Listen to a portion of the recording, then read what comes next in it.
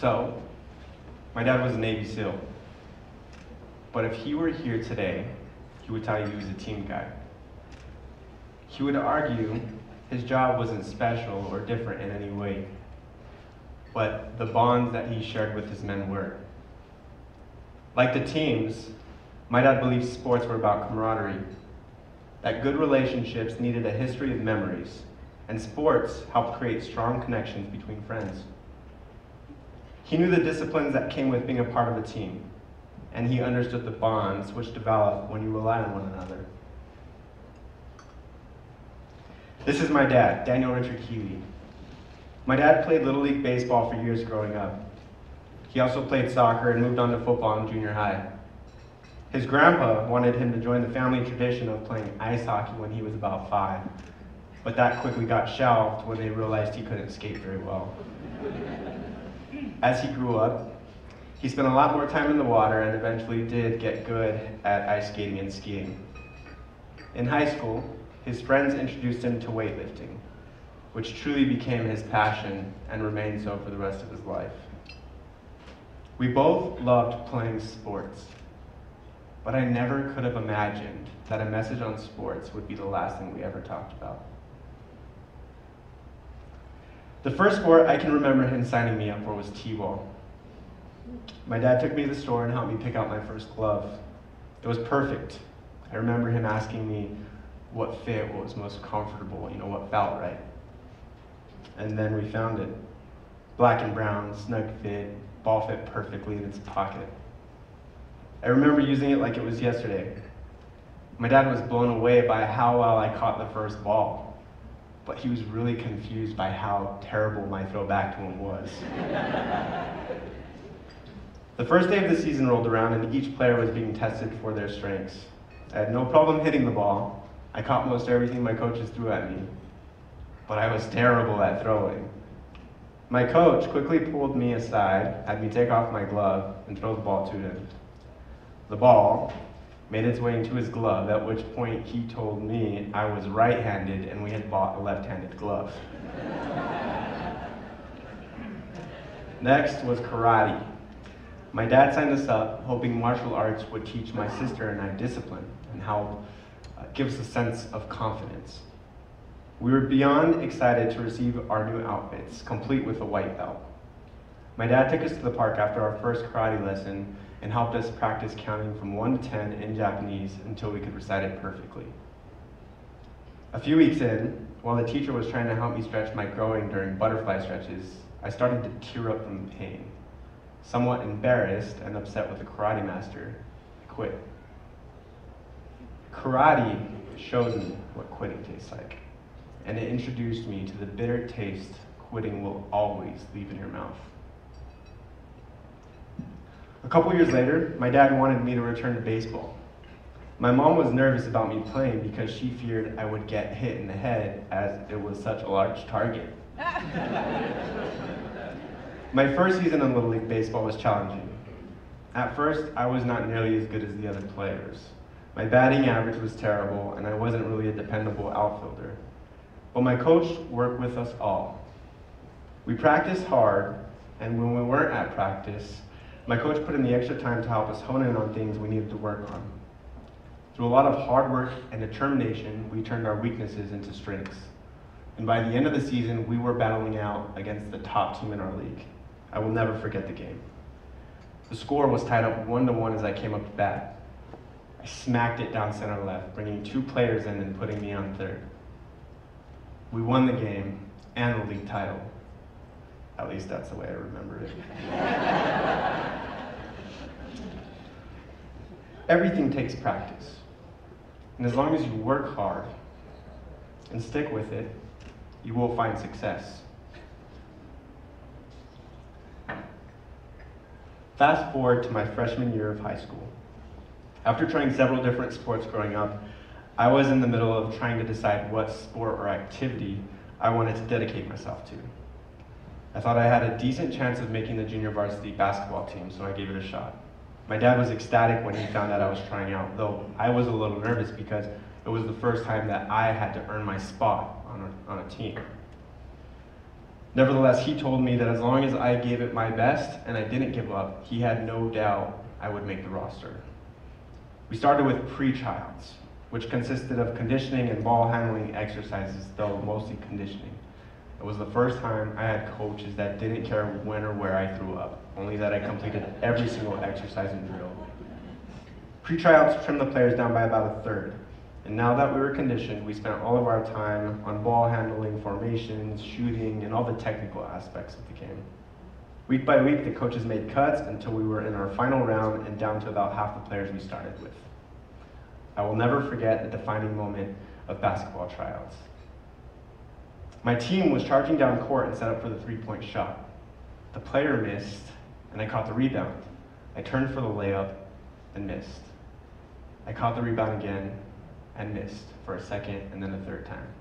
Finally, on the fourth attempt, I made it. I didn't look back at my coaches because I knew they had just decided to cut me.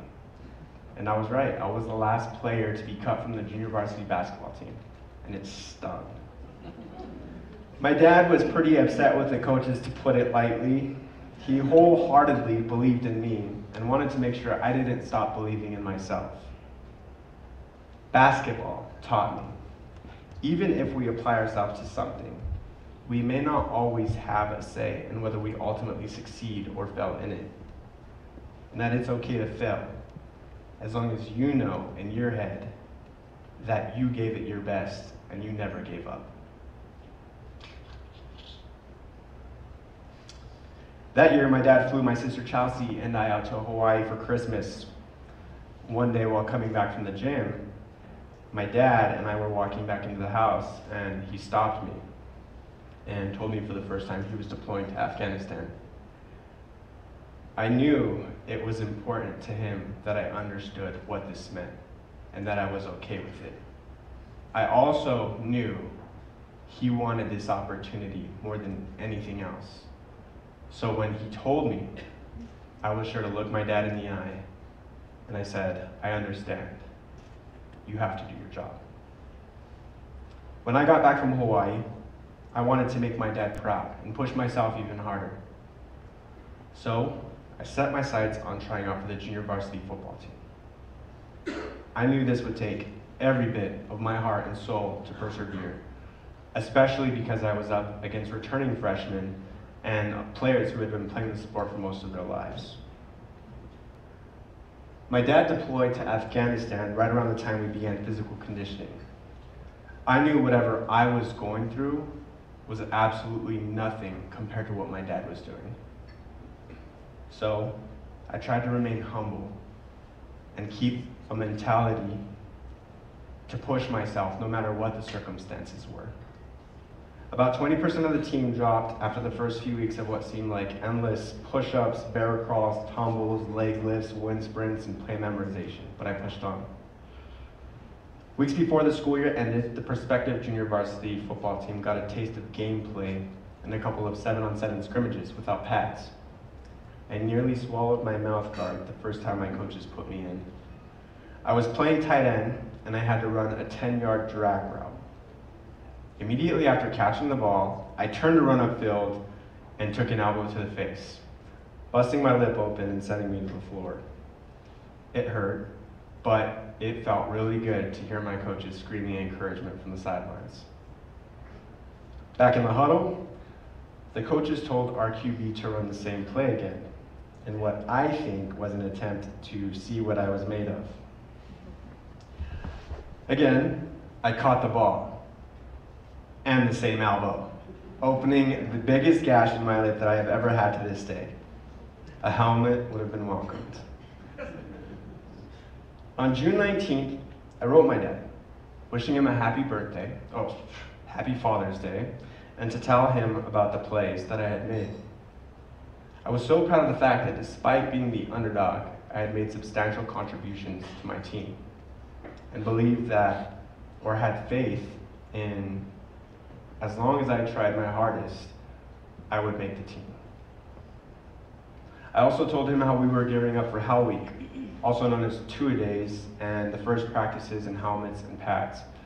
It's a period that helps the coaches separate players by ability and character, To say I was nervous would be an understatement. My dad wrote me back with this letter. Jake, thanks for the email. I was really happy to get it. Whenever you get your hands out of the cast, I'd like to receive another one. Like I said, I was very happy to hear that you were still trying out for the team. I'm not putting pressure on you, but I'm including our SEAL team philosophy, not your mom's version of it. This is a new thing for the teams. The attitude is the same, but now it's on paper. If you read it, you will find that it has a little of everything. It goes into things like integrity and devotion and intensity. All of these things will help you in life. If you apply it to football, then you will do well. Like you said, the more you play it, the more you will understand it. You should print this out and keep a copy with. It will be good to remind yourself before practice or anything that sucks. I've been doing my job for 15 years, and I think about parts of it at times. The other night, we were on the worst op ever. Guys wanted to quit, but there was no way out. We had to dig deep from within and suck it up. We ended up prevailing as always. It's all in the head. Your body will do whatever you tell it to. So, when you are doing your tryouts or your two-a-days and you are just going through the motions, check yourself and give it everything you've got. You may not get another chance. First impressions are important, and you only get one chance to make them. One of my guys has a brother who was a strength coach at the University of Texas. He changed his SEAL philosophy to a football one.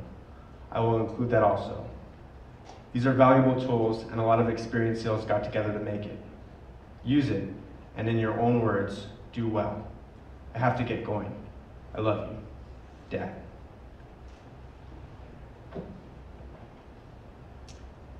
He was killed Tuesday, June 28th, just days later.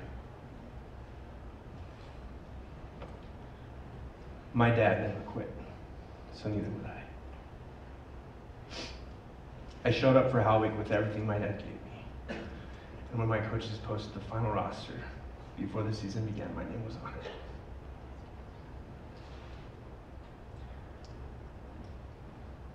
I pushed myself physically and mentally, missing one practice over the next 3 years. Whew.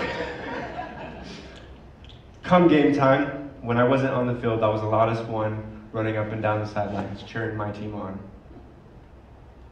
I belonged to a team where everyone had a part to play, and in order to be successful, we had to rely on one another like my dad relied on his men.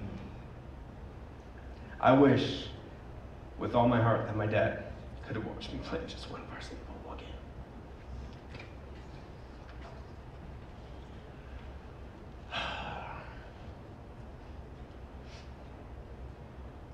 All right, can we just like dance for a little bit or something?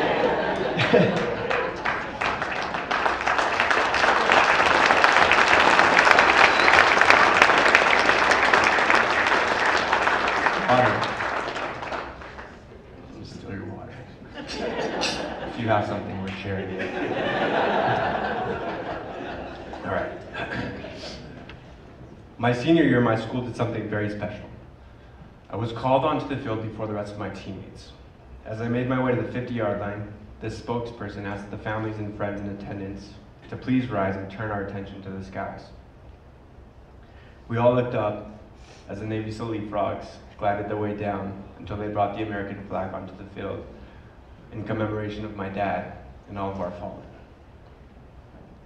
My dad's teammates showed me that day the bonds and camaraderie which we build in life will always live on. In the end, sports taught me some very important lessons. I learned through discipline, determination, and hard work that it does not matter where you start, but where you finish. I learned the only person who can set and meet goals is you. And I learned quitting is always a choice, your choice. Lastly, I learned mothers are always right.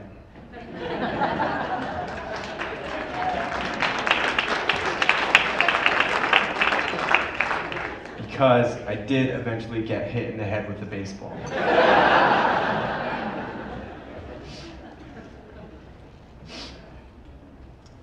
Throughout college and up until now, I faced various challenges, but I have always been able to fall back on my dad's words. They helped me through hard times, and they have helped me accomplish things I will always be proud of. So my advice is this: don't ever be afraid to try something new, because it doesn't matter where you begin. Just as long as you give it a shot, and in the words of my dad, Senior Chief Petty Officer Daniel Richard Healy, never give up and always try your best, because you may not get another chance. I want to thank Angels of America's Fallen for all that they do to provide our surviving children with the same opportunity my dad wanted for me. And I want to send a special thank you to my mom and all you parents out there that have lost your loved one, but continue to do such an amazing job with your children. I love you guys. God bless. Thank you.